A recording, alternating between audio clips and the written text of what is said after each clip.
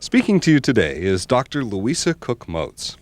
She is currently the Director of Teacher Training and Clinical Services at Greenwood Institute in Vermont, Professor of Clinical Psychiatry at the Dartmouth Medical School, and Distinguished Scholar of Reading at the Sacramento County Office of Education during the 1996-97 school year. She is the author of a new book named Spelling, Development, Disability, and Instruction. She is also a research fellow with the National Institute of Child Health and Development and is a member of the National Board of Directors of the Orton Dyslexia Society. Soon to be released, she is a co-author with Barbara Foreman of a basal spelling program for a major publishing firm and a co-author on a new test of written spelling. One of the things I realized coming from out of state is that things are bad all over. It's not just California that's been struggling with the issues of teaching reading and spelling. In fact, at the National Institutes of Health, $80 million and more of our precious tax dollars have been spent on trying to solve the riddle of why some children have difficulty learning to read and write, and what the differences are between children who have trouble and children who learn more easily. And we are really beginning to make some progress, but this has been a long-term research commitment carried out by some of the finest scientists in the country, Barbara Foreman among them. And this is considered to be a major public health problem at the National Institutes of Health. So it's not just something that we worry about as educators, but there are people from many disciplines who've been working on this issue using the best scientific methodology that we have.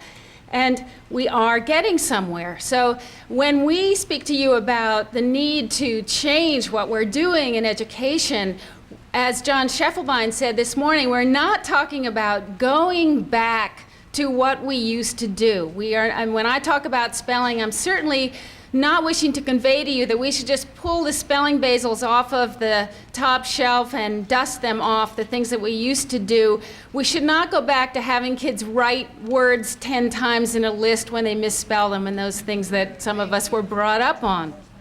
So what we are trying to do is to promote awareness of the increasing research base for understanding what is going on in kids' minds and what we know to be effective in the way of intervention at the beginning stages. However, there is a major point that we really need to study and understand that has come out of this research base, which is summarized in the Reading Program Advisory, and that is that when kids can't read and spell at the very early stages, the issue is the translation of the alphabetic code, and that's true for both beginning reading processes and beginning spelling processes. It is letter recognition, phoneme awareness, concepts of print, and the ability to connect speech with print that is the stumbling block for most children who are in that group of poor readers, especially at the first grade level and second grade level. We know beyond a shadow of a doubt, I think it's scientific consensus, that fluent and accurate reading for meaning depends on the accurate decoding of print that is the door that opens access to meaning, and it is not the totally sufficient condition for progressing, but it is a necessary one. Spelling is important in this whole process of understanding the alphabetic coding issue for beginning writers and readers. One of the things that we know clearly at this point is the quality of a child's early spelling attempts is one of the best predictors of whether or not that child is going to be a good reader by the end of second grade. Some of the researchers who have studied this and documented that relationship are Barbara Foreman here, Benita Blackman, and I think it's Diane Tangle, Hyla Rubin, Shepard and Uri at Teachers College. There are a number of studies that have shown that the predictive value of spelling is very strong. But Barbara, can you put on the next writing sample? Some children, like this one, we know are off to a good start when at age 4, if you can see what this child did, this is her 4th birthday. She wrote a message to her mother that said, "Thank you for remembering my birthday. Love, Hannah." This was Hannah's 4th birthday. I knew when I saw this that Hannah didn't need teachers. Hannah needed teachers to stay out of her way, basically, and give her a lot of opportunities to read and write. This child is the whole language poster child. This child has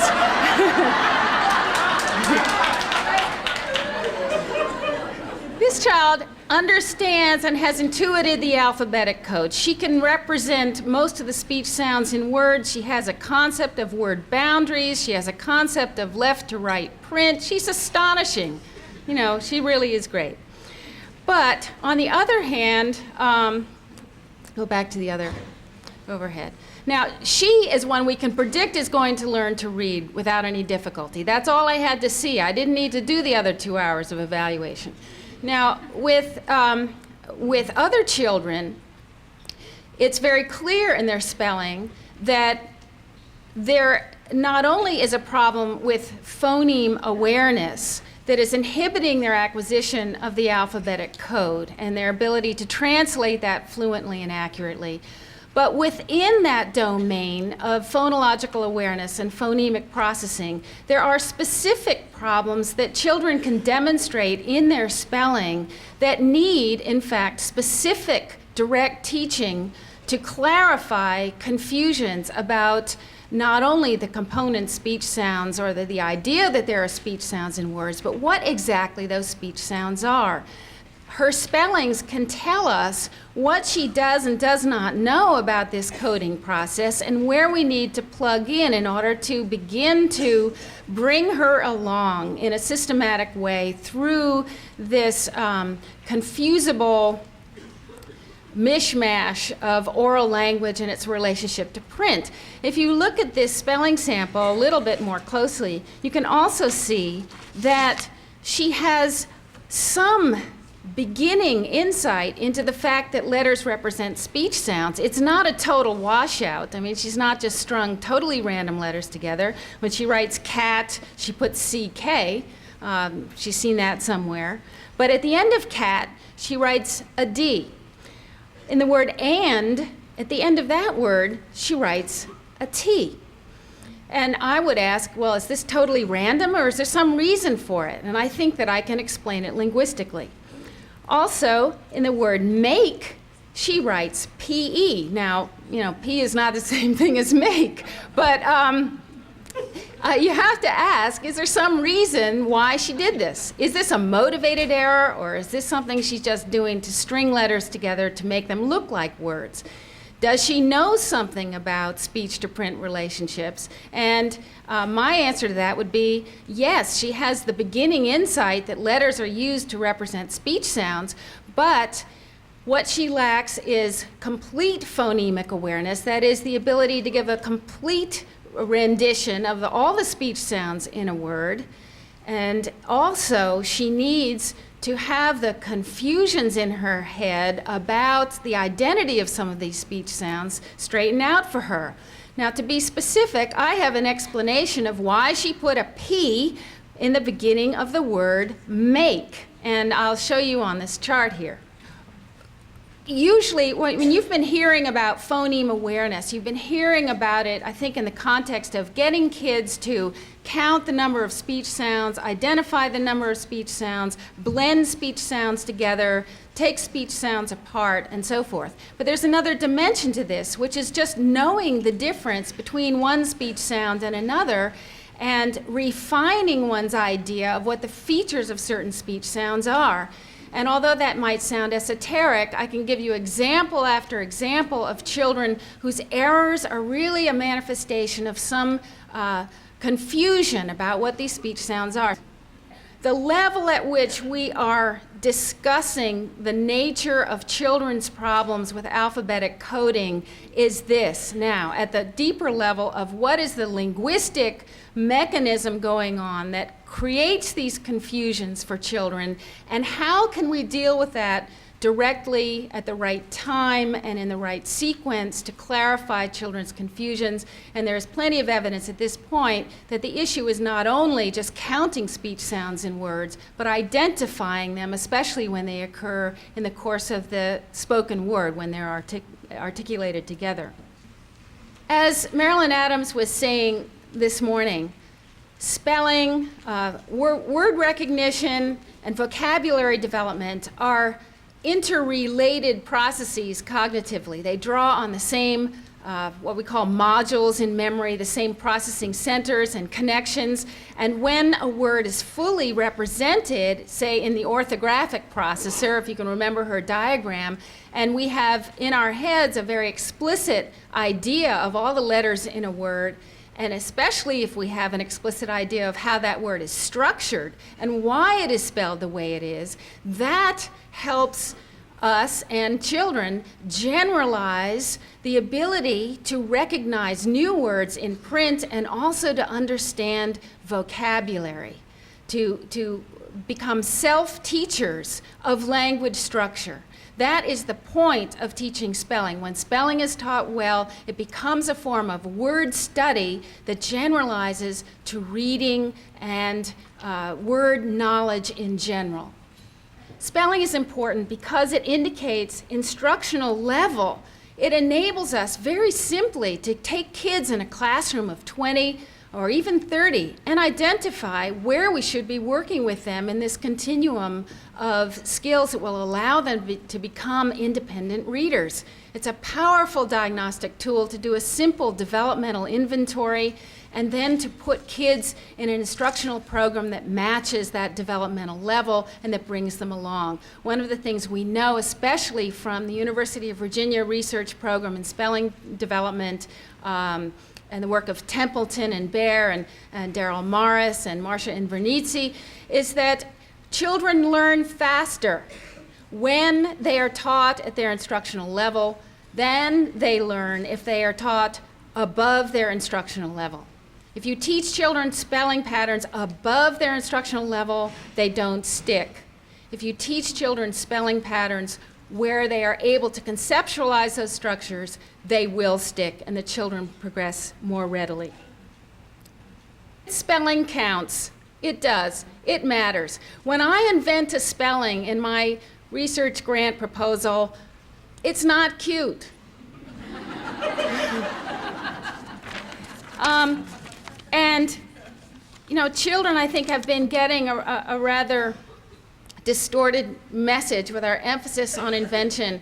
Invention has its place. Invention has its timing. Invention is an important step of readiness toward more structured information about the language. But it cannot be the only strategy that we use to help kids learn how to spell. I like these girl examples because girls are way under-identified as having reading and spelling and writing problems. It's the boys who act up who get the attention. The girls who can't do anything, they just fade into the quiet background of the class and get by. This child was not special ed. She wasn't even eligible for special ed after she wrote this. But she was very bright. She just didn't understand a lot of things about the speech sounds in words.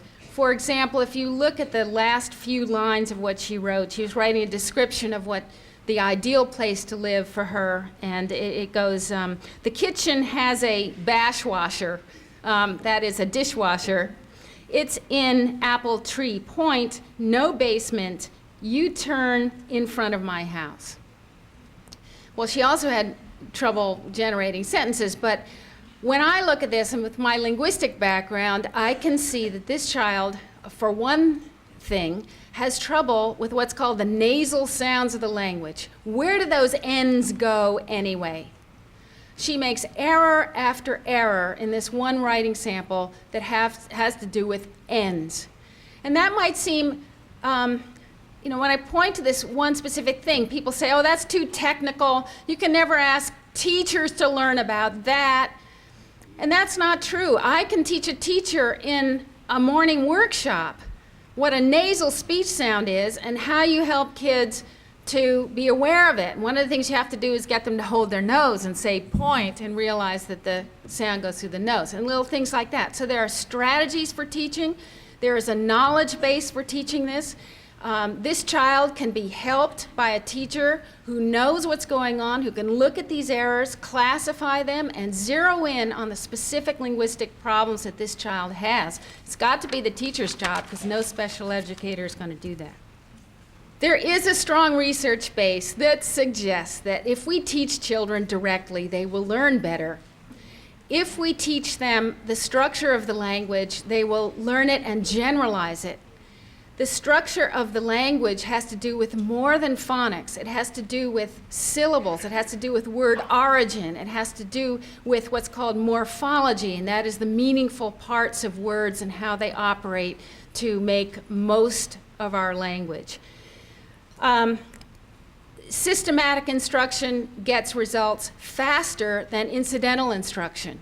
Kids have learned less well than ever in incidental programs that depend only on the child's readiness or willingness to use a word in their own writing. If you wait for words to pop up in kids' writing, there are going to be a lot of words they never learn, and there won't be enough opportunities for them to practice the associations that they need in order to generalize their knowledge to learning new words.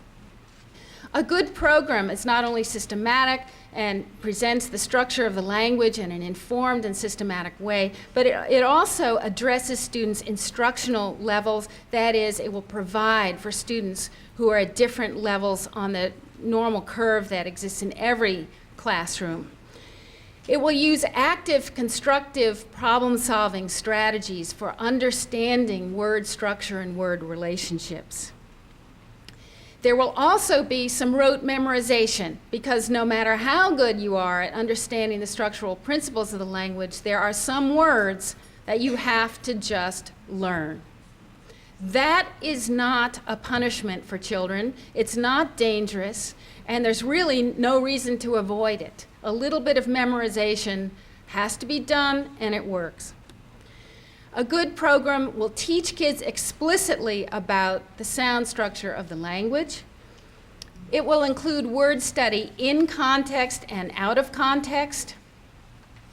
Word study, again, is informative. It allows children to really explore the level of language that we call phonology, orthography, and morphology. It's just as valid as syntax and semantics.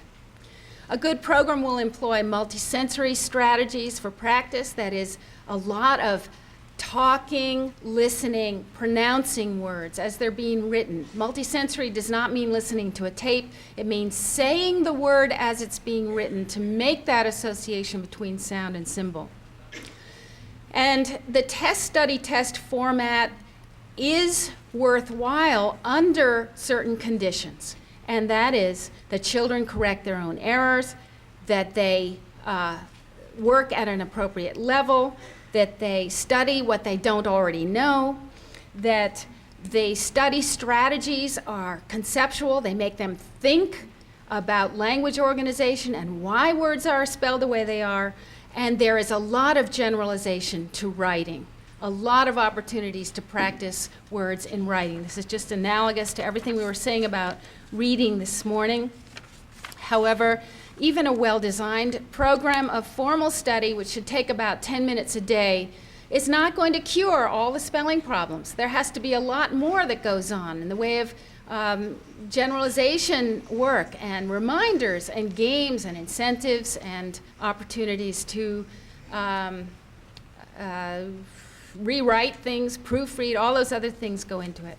The point of an activity like this, before kids would learn about this type of vowel spelling, would be to make them think about the exact letters that are in words and to make them think hard about how these words are the same and different, and to actively engage in trying to do some problem solving.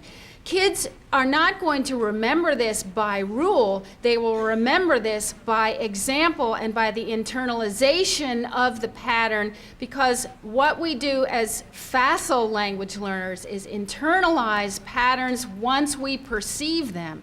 And if we are any good at this, we organize the internal dictionary according to patterns and relationships and analogies. So that's the purpose for this kind of activity. It facilitates learning the individual words. At the syllable level, why do we want kids to learn about syllable structure? Well, a very simple and common example of that is, why do some words have doubled letters in them and other words not have doubled letters in them? And my star spelling student wants to answer that right away, but I should call on somebody else so it's fair. Okay, why? Oh, no, not that one. This is the rifle ripple. Okay, why does rifle have one F and ripple has two P's, and why does Bible have one B and bubble have two B's? Long and short vowels. I hear mumbling out there. That's it. But you'd be surprised how many people don't know that. Now, in order for kids to know this, they have to have a concept of the vowels identity. They have to have a concept of the syllable, and they have to have a concept of how these syllables go together, and that when the first syllable is short, it's in a closed syllable that usually ends in a consonant. This is a basic spelling principle that accounts for, or lack of knowledge of it accounts for, a lot of the spelling errors that kids make, and it's something that can be taught directly, again, with some practice and exploration. Then at the level of the morpheme, this language curriculum would deal with the meaningful parts of words. This would come into play more in 3rd and 4th grade than in 1st and 2nd grade. In 1st and 2nd grade, we're dealing at the morpheme level with ED ending and S ending and ING ending and those meaningful parts. But as soon as we get into the Latin-based vocabulary in English, which is about 60% of all the words that we use in textual writing, it's many, many words are built from morphemes or meaningful parts.